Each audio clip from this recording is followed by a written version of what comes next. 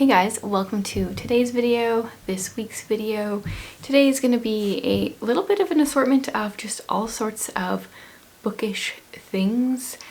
Books that I've been loving lately, books that I want to read lately, a couple books I got out from the library, a little peek into my March reading journal. So let's just get on to all the bookish stuff. I actually wanted to share my March reading journal first because I have a lovely subscriber, Melanie. Her and I read When Hitler Stole Pink Rabbit together in January. She was my patron of the month. That's the book she picked out. And she so sweetly sent me some papers to use in my reading journal. And I had already started my March pages. I had already filled in like the spread for the beginning of March before she sent them, but I used a bunch of the stuff that she sent for my to be read pages and my middle grade March overview page, and also for my wrap-up page. So thank you so much to Melanie. I'm going to be using these papers that she sent in the future some more. I'd already done part of the to be read and middle grade March page, but it's really cool because she is from Germany, so she sent a bunch of like German papers, and I really enjoy using other languages in my any kind of like mixed media stuff. I have a stack of books you can kind of see over there. I have like a Spanish dictionary. I often, because I live in an area where there are a lot of Mennonites that came over. They say they speak German, but it's like slightly different than Germany's German. So I often get like German hymnals and stuff for this kind of thing. So that was really cool, and I wanted to show you guys a little bit of my March reading journal, but also give a shout out to Melanie. So thank you for sending that. I went to the library yesterday. Yeah, and I'm trying to slow down on my library usage. Mostly we were getting books for our homeschool. My 5-year-old had a book he wanted to go get, and my 10-year-old had some books he wanted to get. But I did end up having a couple books for myself to pick up. Like I said, I'm trying to slow down. There are some books I requested a while ago, and then a couple books that I knew I just kind of wanted to reread or like re-browse. I don't even know if I'll quite read them all the way. Sitting over here. So Austin Kleon, I started following him a couple years ago when I heard Amy talking about him, so I got keep going. I don't know if this is his second or third book, and it's just, these ones feel very dirty. That's really weird. Normally my library books don't feel quite so dirty, but these are just tiny little books about how to kind of continue as an artist. And I found that the last time that I got these out, it left me with a bunch of inspiration. So I got this one, and then I got Show Your Work, also really dirty. Are these from the same library? They're not even. Whoever's been getting these out is very dirty. This one is kind of the same idea. It's just more examples of his own art and different things, just kind of like art inspiration. And I enjoy following him on Instagram because he shares so many different kinds of things. Like what does he consider himself? There's wording. He's a writer who draws. Yeah, and he has like some really cool journals that really inspire me. So I just wanted to get these out for a little burst of inspiration. So these are books I would like to own at some point, but I thought I would just quickly get them out from the library and they'll be quick to breeze through. I got out this book for the title, The Antique Hunter's Guide to Murder. I don't think I've heard anyone talk about it. I can't remember how I heard about it. Will I get to it? I'm not sure. Oh, this one just came out, so maybe this was on my anticipated releases because it only came out in 2024. Normally my library doesn't get books to me quite so quickly. It says, Freya Lockwood has avoided the quaint English village where she grew up for the last 20 years. That is, until her eccentric Aunt Carol breaks the news that Arthur Crockleford, antique dealer and Freya's estranged mentor, has unexpectedly died. Then Freya receives a letter from Arthur, sent just days before his death, warning her that she's in danger. Suspecting he may have been murdered, Freya and Carol begin to investigate. When they discover Arthur's journals and an invitation to an antiques enthusiasts weekend, Freya finds herself pulled back into a life she's sworn to leave behind. That sounds so intriguing to me. The only thing that would make this better is if there was a map, which there's not. The title kind of reminds me of a book I got out, I think last year. It's called How Not to Get Murdered in a Quaint English Village. And like the first half of that book was hilarious. The second half was a bit of a letdown, but I really like books for their titles. And when I was getting this out from the library, the librarian that was checking out my books, she was like, I requested that book as soon as I saw that you got it because that title. And her and I keep bonding over the Thursday Murder Club series and the fact that Richard Osman is starting a new series that will be coming out later this year. He's not going to be releasing a Thursday Murder Club book this year, which is sad, but I'm curious to see how he does with another series. So I don't think I've heard whether or not this is any good, but I loved the title for that. I got The Winter King out. I've gotten this one out a couple times because this was the middle grade March, or whatever they call it, the middle grade book club, I think, for January, but it didn't come in on time. So I would kind of still like to read this. We got such a major dump of snow last weekend. Like, it was crazy. January was so warm and springish, and March has been more winterish. So I feel like I could still definitely read this. There's still plenty of winter outside my window. So I may read this. I don't really know anything about it, but it's like fantasy in winter, and I'm definitely into fantasy right now. And then I got a couple of middle grade books out. I got the, what's this called? The read along, the book that they're doing for middle grade March for their read together thing. I don't know, guys, words are failing me. The Mona Lisa Vanishes, a legendary painter, a shocking heist, and the birth of a global celebrity. Once again, I don't know if I'm going to get to this. I only just barely finished my first middle grade book for the month today, and this is March 9th. So yeah, I don't think I can add books that I don't own onto my TBR or like pile yet for this month, but I wanted to get it out just in case. There is actually, wow, there's quite a few pictures throughout here. I didn't look through here yet. So I guess it would be a faster read than it maybe looks because there's a lot of pictures. So we'll see. I got A Dragon's Guide to the Care and Feeding of Humans. I was thinking of just passing this on to my son to read, my 10-year-old, because that title sounds interesting and I think he would enjoy it. It's super short. It's just like 150 pages with really big text, and then also some pictures in here. I never used to have like an opinion on deckled edges, but lately I've become very opposed to them because it makes it really hard to turn pages and find certain things when they're not straight edges. And then I also have The Lost Library. I've heard really good things about this one. This one's by Rebecca Stead and Wendy Mass. I think there's a sticker over the name. I think that's her name. I've heard good things about this. I think this one was mentioned in Shatona's Bookstrings Book 2, Clock Tower Bound. So yeah, tempting. But once again, it's a library book. But the font is quite big. The book is small. I could probably read this quickly.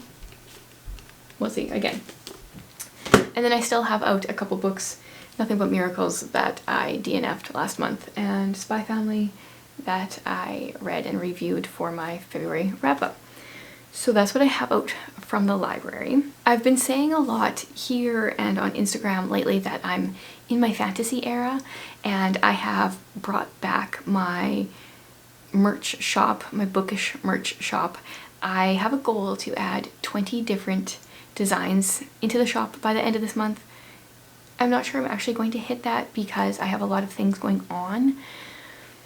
So will I actually be able to hit it? I'm not sure, but the first design is up. It's in a sweatshirt, a t-shirt, and a tote bag, and it says in my fantasy era, so it seems fitting. I wanted to make something fitting for myself, and I'm going to order one for myself really soon. So I've been reading a bunch of fantasy books.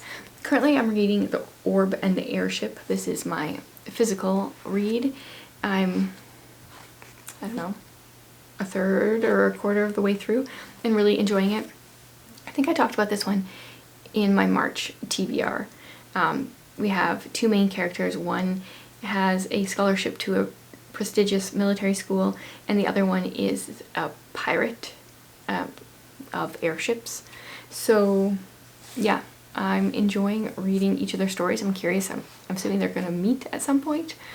I haven't got there yet, but I'm enjoying this. And then my current ebook is actually also a fantasy book. I never used to read like multiple of the same genre at the same time, but they're very different.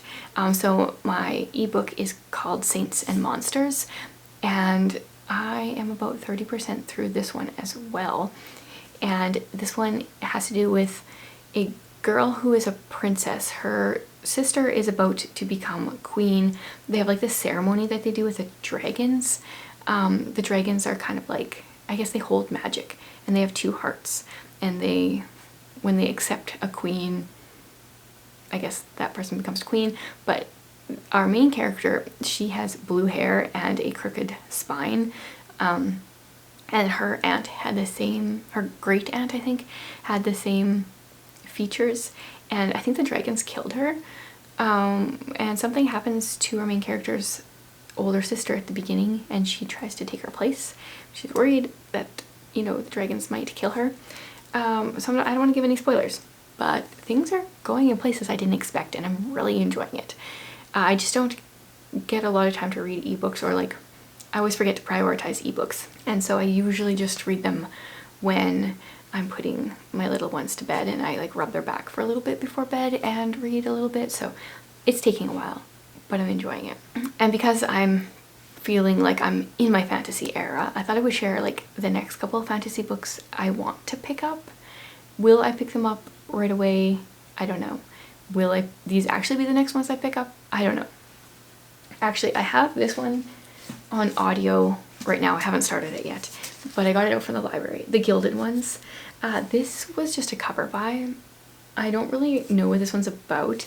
Are we girls or are we demons? Are we going to die or are we going to survive? I think this is a duology. I only own the first book, but I've been curious about it. Outcasts by Blood, Warriors by Choice. And now that I have the audiobook, I think the next time I have time to listen, this is what I'm going to start. So that might be in the next couple of days, we'll see. And there's a book that I really wanted to get to in February, and I didn't get to it. This one made me feel like it had cold vibes because of the blue. Blood of Stars. This is book 1 in the Half-Light Chronicles.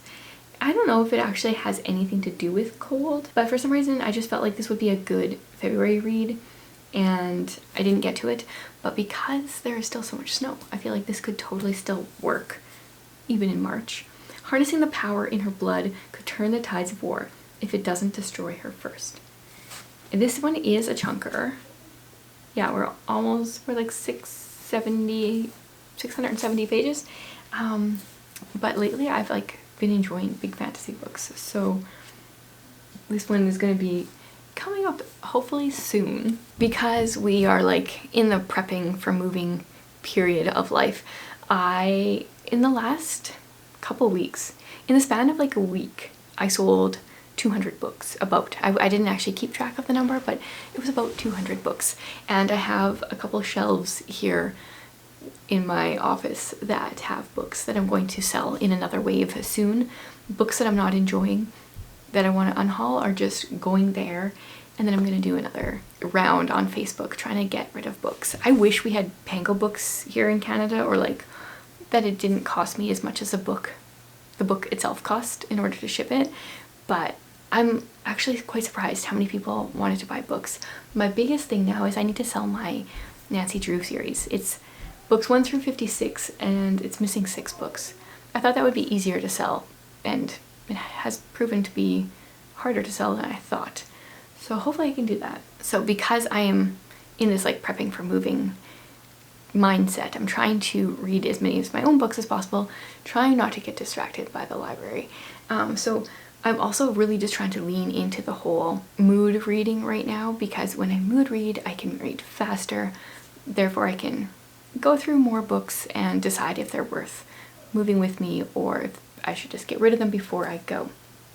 I definitely want to do a big Little Free Library like run and bring a lot of books to Little Free Libraries, but even my own Little Free Library is pretty much impossible to get to right now because of the snow, so I need to wait for things to melt. In a non-fantasy vein, a children's classic that I want to read really soon is Understood Betsy. This is in my classics I want to read this year list, and I realized too this would work really well for the Buzzwordathon because the Buzzwordathon prompt for March is a character name in the title. We've got Betsy in the title. My other option is another one that is one of my classics I would like to read this year, and that's at least one of the books in the Betsy Tacy Treasury. It's kind of funny that they both have the name Betsy when that's so not a common name these days. So I'm thinking of adding one of these into my March reading as well. We'll see how it all goes. That's pretty much my current reading plans and desires, except one other book, Peace Like a River. Amy, she invited, well, okay. She's been doing this Leaf-along, I don't remember what she's calling it, where she's reading a bunch of Leaf Enger's books, or rereading them for her.